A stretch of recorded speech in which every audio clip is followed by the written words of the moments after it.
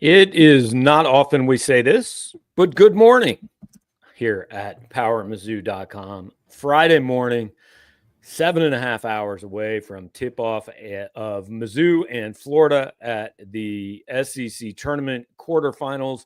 Drew King, did you sleep last night? I was going to play a game with you if you wanted about what time I went to sleep last night. 3:30. Well, hang on, Gabe. Let me give you some hints here because this is my mom's favorite game. Okay. And take some guesses in the chat too if you're in here already. But left the arena at 12:30.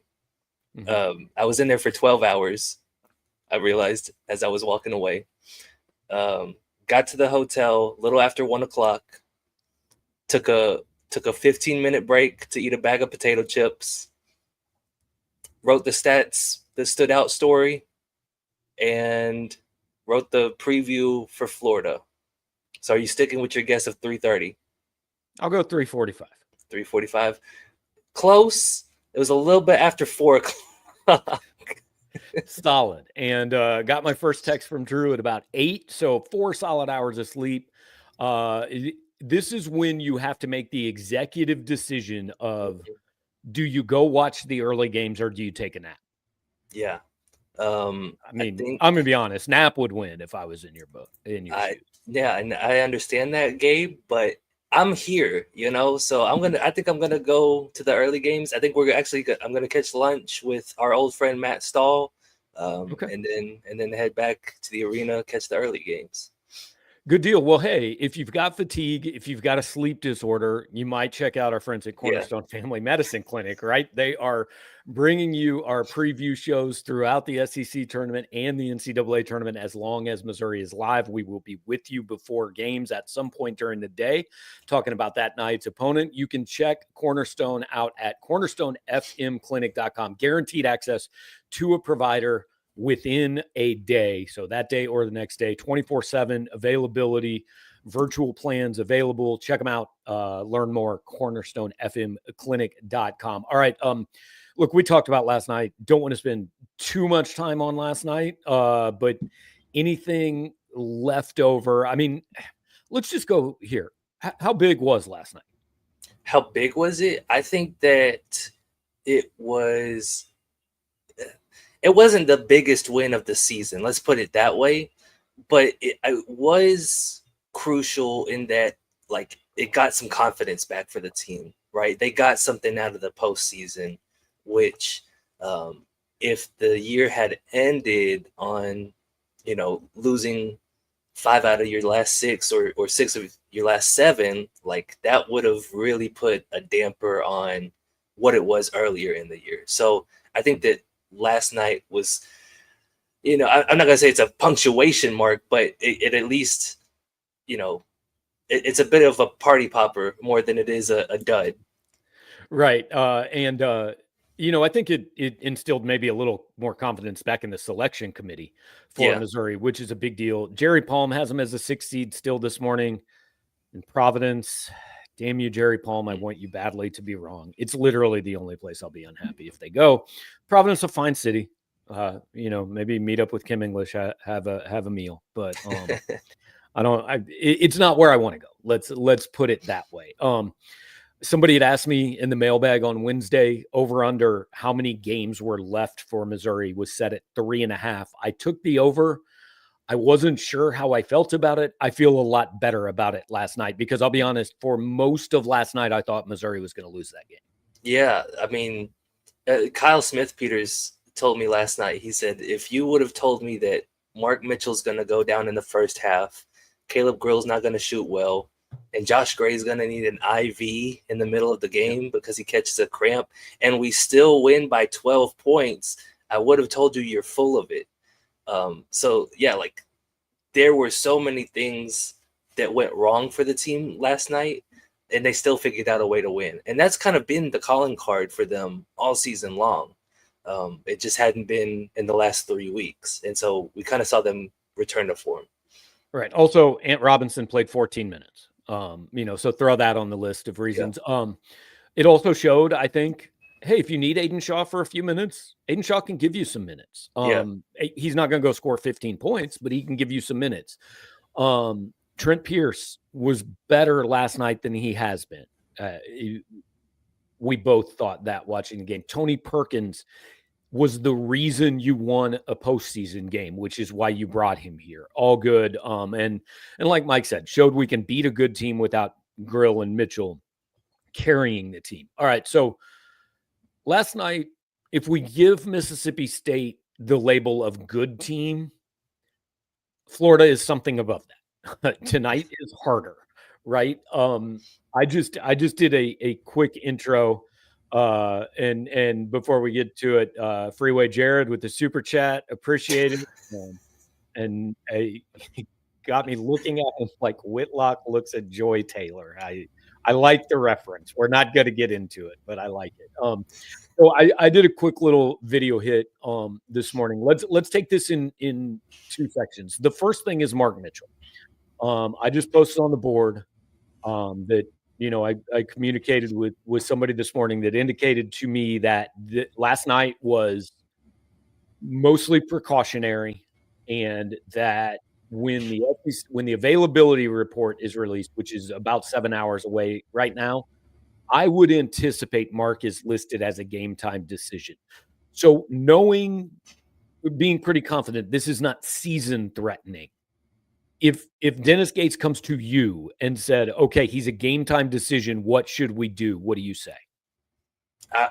Me personally, unless you were fully confident that there was no big issue, and there was like no chance for re-injury to that specific whatever happened last night, then no, I wouldn't put him in. Like if you knew that he was fine, 100% ready to go, then yeah, I would probably play him. But if not, like I don't think that there's any need to risk it when the NCAA tournament is literally next week. I agree. If he's 100%, you play him because look, I mean, it can happen anyway. It happened to Cooper Flagg yesterday, right? Mm-hmm. Like a guy can turn an ankle, sprain something, tear something, whatever. That can happen in literally any game. You're not telling Caleb Grill and Ant Robinson and Tony Perkins and Tamar Bates don't play tonight. So if you're confident that Mark is 100%, 100%, and he's in no more danger of getting hurt than he was at the beginning of last night's game, then absolutely you play him. You don't sit him out just to sit him out. But if he's like 96%, if he tells you I can play, but I don't know, then you absolutely sit him without question. Yeah, even if he's like it's a little sore after what happened yesterday, like I wouldn't go back to him in that case. Just because, again, like we're at the time of the season where his availability is paramount for the team, right? Like you're playing for a national championship starting next week, so and you really need him to be available for that. Right. And if you lose tonight, you come home from Nashville, but your season's not over. And I really don't think it hurts you. Like, if you tell me going into the tournament, Missouri beats Mississippi State and then loses to Florida, what seed are they? I'll say, well, they're whatever seed they were on Thursday night. Like, they're good. They're not dropping. It dawned on Wednesday night. Yeah. It didn't dawn on me until last night. Like, oh, Florida's only lost 4 times this season. Like, that's insane. They're really good. And they might only be like the 4th best team in the conference. Right. So, okay. So let's say that Mitchell doesn't play. Mm-hmm. I'm not saying will it happen. Can Missouri win this game without Mark Mitchell? I think it's a non-0% chance, right? Like I would give them a shot to win it. It would take a couple of things to happen, right? Like you probably need Caleb Grill to shoot 6 of 10 from 3 again. You probably need Tamar Bates and Tony Perkins to have another legacy game. So it's not impossible, but it does become significantly tougher because Mark's been one of your most consistent guys throughout the last couple of months here. Right. You have to if Mitchell's not available, you have to make 15 threes. Mm-hmm. I think minimum. You have to make 15 to win because, like, who else can score on Florida inside on this team? Josh Gray can't. Trent Pierce can't. Jacob Cruz can't. I mean, literally, Tony Perkins is your best interior scorer if he's out. I was gonna say, like, you're relying on like guys like Tony and Ant driving to the rim and getting in there. And honestly, like, Tony might be able to post up some of their guards, just because he's a bigger guy. But even then, like you said, the forwards, the centers on this team, they're not really post threats. So it would have to be almost all 3-pointers. The other thing that I think has to happen for there to be a route to win this game, Anthony Robinson has to stay on the floor. Yeah. The defense from him and Tony Perkins has to be elite level on Martin and Clayton and a really good Florida backcourt. Because with Mark Mitchell, I think you're going to get beat in rebounding. Without Mark Mitchell, I think you are going to get massacred in rebounding. Yeah, I mean, Josh Gray's still going to be out there, and I think that he'll be a pretty big help. That's 22 minutes. That's one guy. That's upside 12 rebounds. And Florida is absolutely like one of the best rebounding teams in the country. And they have Micah Handlockton, who I'm pretty sure they did not have when Missouri played them in January. Is that right? Yeah. So, yes, they lost Sam Alexis, who's been out for the last few weeks. And when that happened, they decided to burn the red shirt they were going to give Micah, who's been out all season. So Micah's been back for the last 3 weeks. He's shaken off the rust. And y'all got to remember, too, like, he was their starting center last year. He was playing ahead of Alex Condon. And so Dennis Gates said last night, like, he didn't play enough to make an all-conference team, but I'm viewing him as an all-conference player. So, yeah, the front court definitely got a boost with him coming back. And it is going to be a heavy Josh Gray game, I think, if Mark Mitchell has to sit. And then it's going to be on guys like Trent Pierce and Jacob Cruz and Aiden Shaw to really crash the boards. And I'm not sure that they're quite capable of doing that against a team like Florida, who, again, is like number 4 in the country in offensive rebounding rate. Trent Pierce has to play out of his mind tonight. Yeah. And that doesn't mean 24 points, but like he has to be a player that we really haven't seen. Mitchell's asking who was the X factor in Missouri's win at Florida. So I looked it up. I looked up the box score. The interesting thing, there really wasn't an X factor. It was the smallest rotation Dennis Gates has used all year. He had 5 guys play 28 minutes or more. Tony Perkins played 18. Then Josh Gray and Jacob Cruz played 13. That was it. Marcus Allen played 8 and had 4 fouls. I do think you see some Marcus Allen tonight if Mitchell doesn't play. But, I mean, it was basically he went with his 5 starters and Caleb Grill. And now one of those 5 starters, if we're operating under the assumption, Mitchell had a season high, or a team high 30 minutes in that game, went 5 for 11 from the floor, 15 points, 8 rebounds. So it was him inside. Pierce had 7 and 6 and 2 assists in that Florida game. You need at least that from him. But like 6 rebounds. Caleb Grill, 7.6 rebounds. Yeah. And Caleb Grill was 6 for 10 from 3-point range. Like, that was the X factor. I mean, the rest of the team only combined to make 5 threes. The X factor was Caleb Grill played probably his best game of the season. Yeah, at that point. And it was kind of early, him coming back from the injury too. I'll also throw in, I thought it was one of Ant's better games of the season at the time. He finished with 12 points and had a steal, actually didn't have a steal. I lied. But still a decent outing from Ant. And most importantly, had 4 fouls, didn't foul out of the game, was able to play 24 minutes. That's got to happen tonight against Florida, regardless of whether Mitchell plays or not. Like, they're going to need Ant Robinson matching up against Walter Clayton, who's one of the better guards in the SEC.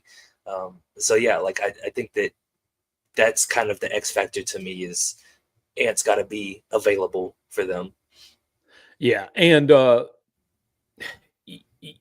mean, Florida only had 3 guys make a 3. Like, Florida, I think, struggled. They played a great second half. Like, I'm not saying Florida was bad in that game, but if Florida plays an A game, I don't know that Missouri can win.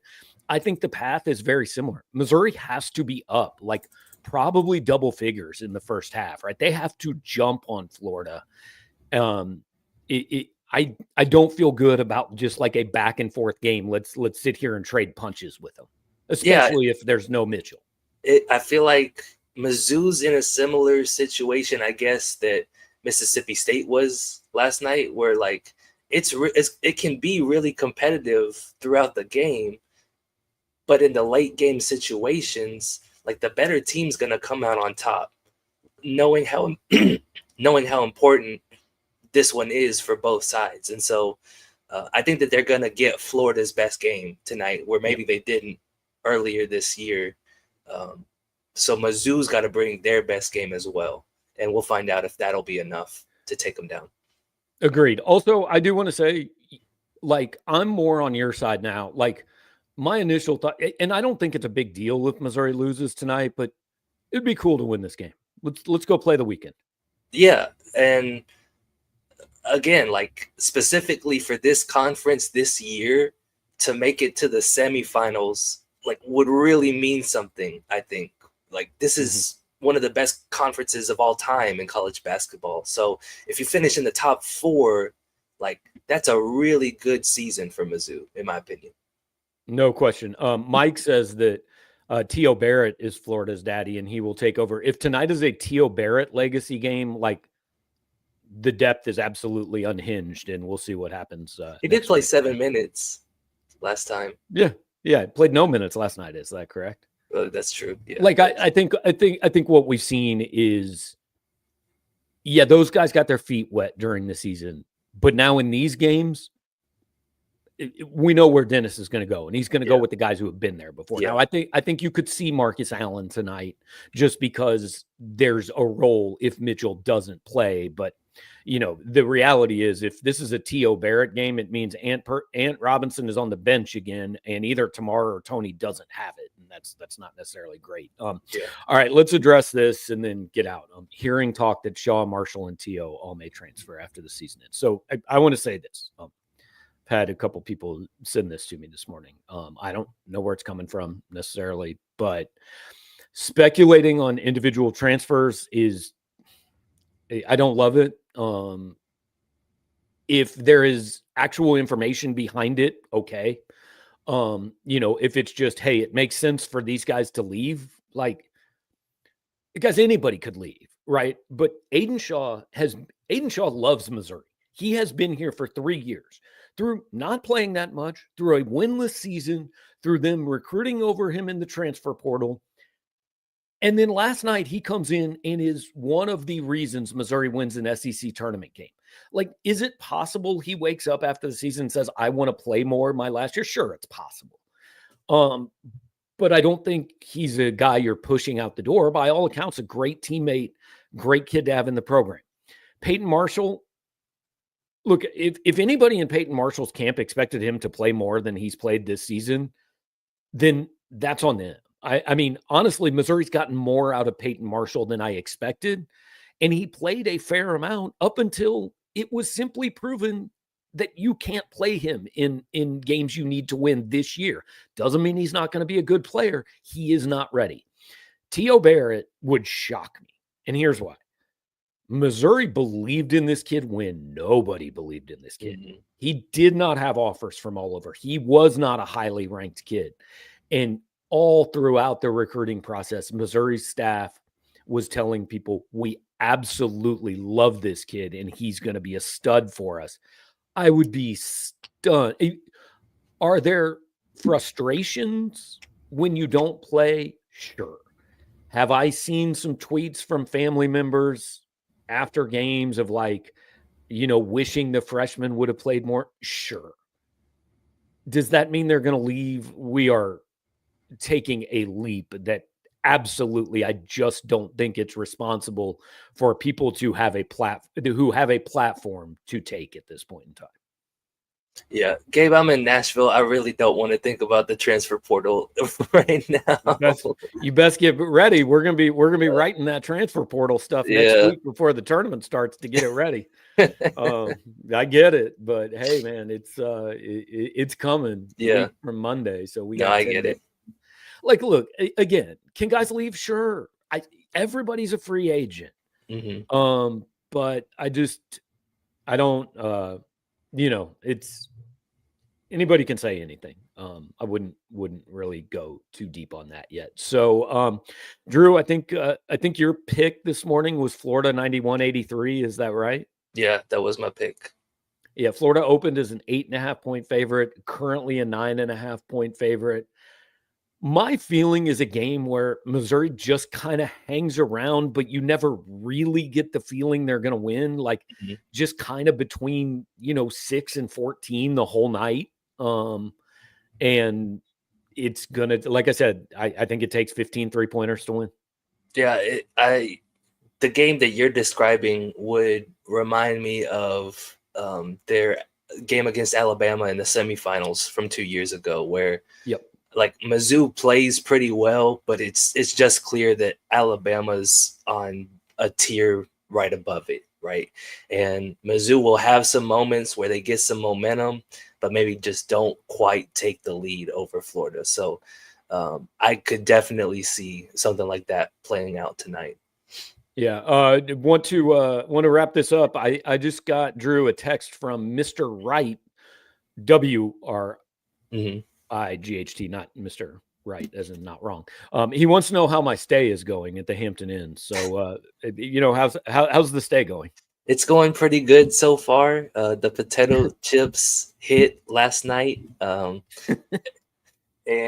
the room is air conditioned. That's so. Did you get the super chats last night? Wanted to provide you drinks, nachos, and a massage. How many of those 3 did you have last night? I had 1 out of the 3, which were the drinks. Although I will say I brought those from home, but the mini bar fund will not go to waste. I can promise you, we will dip into the mini bar fund at some point. All right. So most important question, where's lunch in Nashville? Good question. So Matt Stahl is from here. He knows a barbecue joint. I don't know the name of it. I can keep y'all updated on the board when it happens. Drew, I do this all the time. I go on the road and I think, hey, I'm going to have some barbecue. And then I'm like, that was stupid because Kansas City has barbecue and I should have just gone there. And I know you feel the Texas thing. So. Yes, for sure. So I'll definitely keep y'all updated on how the barbecue. Yeah, report back. I've had Nashville barbecue once. I won't have it twice, but enjoy. Tell Matt hello. All right, guys. Again, check out our friends at cornerstonefmclinic.com. Like, comment, subscribe while you're here. I will be back around 8:30 tonight. Drew will join in, Wi-Fi permitting, when post-game is over. And we'll be back talking Tigers Gators. And who knows? Maybe we'll be back tomorrow too. But appreciate you hanging out. See you next time.